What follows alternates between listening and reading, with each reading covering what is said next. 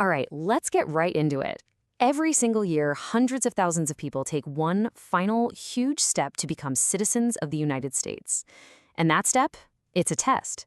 It's basically a conversation about the core ideas behind America's government and its history. So today, we're going to go on that exact same journey and explore the key concepts that every new citizen has to know.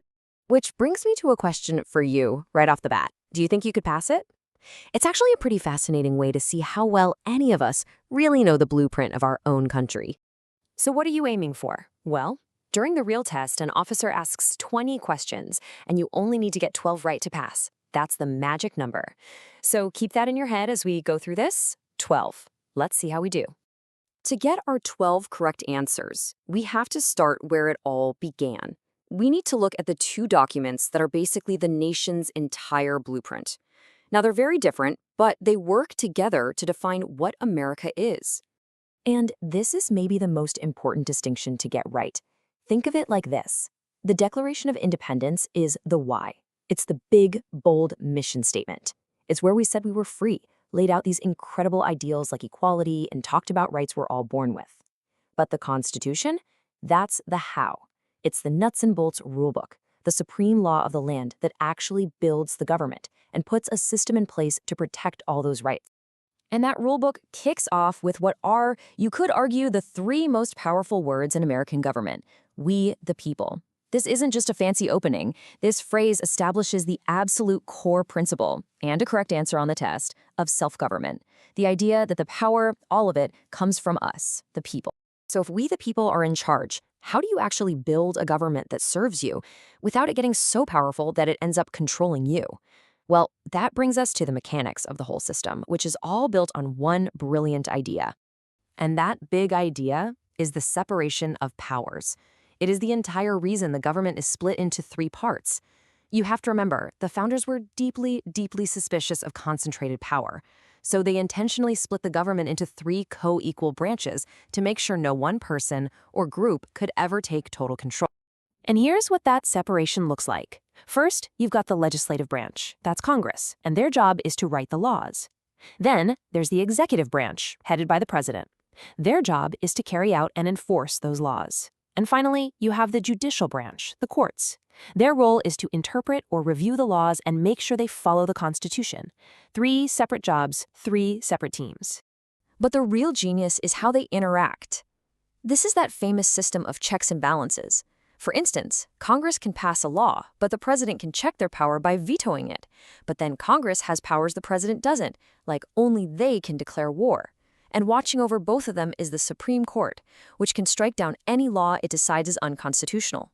And that last point is so key. Justices serve for life, so they can make those tough calls without worrying about political blowback from the other two branches. Okay, so we've covered the design of the system. Now let's talk about the individual's role in all of this. Because it's really a two-way street, you know? The government guarantees us certain rights, and in return, we all have certain responsibilities. And these are some of the big ones, the most fundamental rights. And here's a really critical point that's on the test. Rights like freedom of speech and religion apply to everyone who is in the United States, whether they're a citizen or not. They're seen as fundamental human rights that the Constitution protects for all people. So what's the other side of that coin? Well, when someone becomes a citizen, they take an oath of allegiance. They are making these very specific promises. They promise to give up loyalty to any other country, to defend the Constitution, to obey the laws, and even to serve the nation if they are ever needed. It's a really profound commitment. But this whole system, the government, the rights, the responsibilities, it didn't just appear out of thin air. It's all part of this long, complicated, ongoing story. And to really understand American civics, you've got to know the major chapters of that story. And you can really see that story as a journey of expanding rights. It starts with the Revolution, the fight for independence itself. Then, the incredibly bloody Civil War, which finally brought an end to slavery. Then you jump to 1920, when women finally won the right to vote. And then the 1960s, when the Civil Rights Movement fought to end legal discrimination.